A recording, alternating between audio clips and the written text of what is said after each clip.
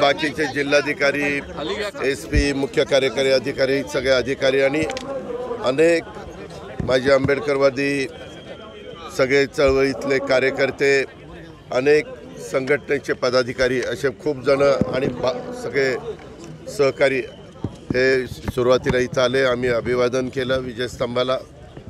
आपल्याला सगळ्यांना माहिती आहे की दरवर्षी इथं मोठ्या प्रमाणावर जनसागर जमत असतो. यावेळेस आमचे जिल्हाधिकारी असतील किंवा शासन असेल, शासनाने वेळोवेळी इथल्या येणाऱ्या महाराष्ट्रातल्या सगळ्या सहकाऱ्यांना व्यवस्थितपणे तिथं अभिवादन करता यावं, दर्शन घेता यावं म्हणून अतिशय चांगली व्यवस्था करण्याचा प्रयत्न केलेला आहे. आणि हा प्रयत्न करत असताना बाकीच्या सहकाऱ्यांनी देखील त्याला मनापासून साथ दिली. त्याच्यामध्ये कुठल्याही प्रकारची अडचण राहू नये म्हणून आमचे जिल्हाधिकारी असतील, आमचे जिल्हा पोलीस प्रमुख असतील, मुख्य कार्यकारी अधिकारी असतील, सामाजिक न्याय विभागाचे आमची सगळी टीम असेल, शासनाच्या सगळ्याच विभागांनी हे आपलं स्वतःचं घरचं काम आहे समजून त्यामध्ये लक्ष घातलं. आणि मी पण वरचेवर आढावा घेत होतो, सतत कलेक्टरकडनं माहिती घेत होतो. आज नवीन वर्षाची सुरुवात होतीये.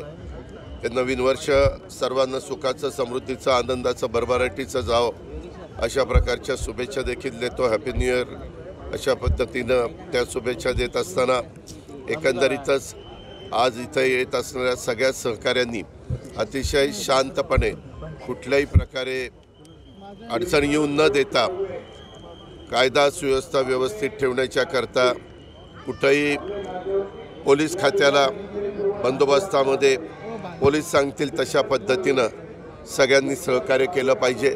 या सहकार्यातूनच लाखोचा जनसमुदाय महाराष्ट्राच्या कानाकोपऱ्यातून विजयस्तंभाच्या अभिवादनाकरता, दर्शनाच्या करता ज्यावेळेस येतो त्यावेळेस तो किती व्यवस्थितपणे सगळ्या गोष्टी पार पाडतो हे देखील एक महत्त्वाचं आहे आणि त्याला सगळ्यांनी सहकार्य करावं अशा प्रकारची माझी आज विनंती आहे. नवीन वर्षाचे कुणी जरी म्हटलं तर त्याची सुरुवात चांगली व्हावी, सगळ्यांना सुख शांती मिळावी, महाराष्ट्रामध्ये कायदा सुव्यवस्था चांगली राहावी, महाराष्ट्रातला कुठलाही घटक हा त्याच्या लाभापासून वंचित राहता कामा नये.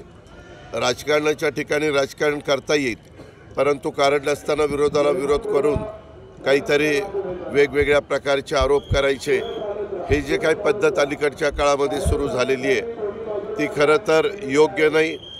जिथं काही गोष्टी चुकली तर त्यामध्ये दुरुस्त करण्याची देखील मानसिकता, तयारी एकनाथराव शिंदे असतील, देवेंद्र फडणवीस असतील, मी असेल, संजय असेल, आमची सगळ्यांचीच मंत्रिमंडळातले सहकाऱ्यांची राहणार आहे. परंतु कारण नसताना बदनामी करण्याचं काम आणि गैरसमज पसरवण्याचं काम, वस्तुस्थिती तशी नसताना त्याबद्दल काहीतरी अफवा पसरवण्याचं काम हे अलीकडच्या काळामध्ये जे चाललं आहे हे कुठंतरी थांबलं पाहिजे. ते आपल्या महाराष्ट्राच्या हिताचं नाही. आपल्याला शिवाजी महाराज असतील, शाहू फुले आंबेडकर असतील, ह्या सर्व महामानवांनी हा एक चांगला आदर्श आपल्या सगळ्यांच्या समोर ठेवलेला आहे, चांगला विचार मांडलेला आहे. त्याच विचारांनी पुढे गेलो तर आपल्या सगळ्यांचं भलं होणार आहे, आपल्या सगळ्यांचं कल्याण होणार आहे. संकल्प काय आणि 24मध्ये काय पाहायला मिळेल महाराष्ट्राला? 24मध्ये पहिल्यांदा लोकसभेची निवडणूक आहे. आपण मध्ये 5 राज्यांच्या निवडणुका झाल्या त्यावेळेस कौल बघितला, म्हणजे एक्झिट पोलचे पण अंदाज सगळे फोल ठरलेले आपण पाहिलं. शेवटी जनता जनार्दन सगळे सर्वस्व आहे. बाबासाहेबांनी संविधान आपल्याला दिलं, त्या संविधानाचा आपण सगळेजण आदर करतो.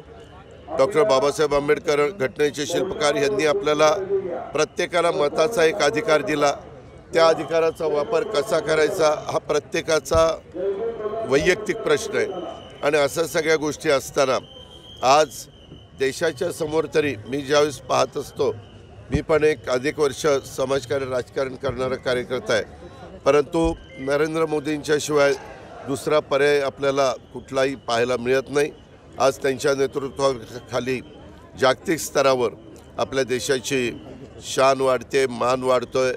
देशाचा नावलौकिक वाढतोय. त्याचबरोबर वेगवेगळ्या घटकाच्या करता गेले 9.5-10 वर्ष त्यांनी ज्या काही योजना राबवलेल्या आहेत आणि त्या योजना राबवत असताना वेगवेगळ्या प्रकारचा प्रचार करण्यात आला.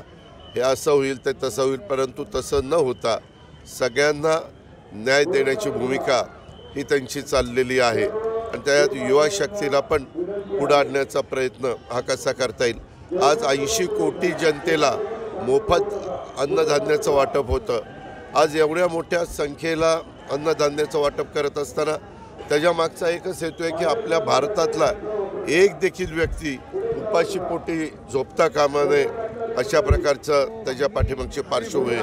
पिण्याचं पाणी असेल, इतर वेगवेगळ्या प्रकारच्या योजना असतील, त्याही योजना देण्याचा घराचा कार्यक्रम असेल, घरकुलाचा तर फार मोठा कार्यक्रम केंद्र सरकारने वेगवेगळ्या राज्यांना विश्वासामध्ये घेऊन राबवण्याचं काम चाललेलं आहे आणि सगळ्या सणाला सगळेजण एकमेकाच्या आनंदामध्ये सहभागी होतात आणि सण साजरे करत असतानाचं चित्र आपल्याला पाहायला मिळतं. डीपीडीसीच्या विषयात भाजप पदाधिकाऱ्यांनी तुमच्या विरोधात नाराजी कुठल्या निधीवरून जे काय कुणी केले? भाजपच्या पदाधिकाऱ्यांनी हां, मग ऐका ज्या प्रकारे हे 3 पक्षाचं सरकार आहे, राष्ट्रवादी काँग्रेस आणि भारतीय जनता पक्ष, त्याच्यामध्ये वेगवेगळी पालकमंत्रीपदं वेगवेगळ्यांकडे. आता ह्याच्याकडे परभणीचं आहे, माझ्याकडे पुण्याचं आहे.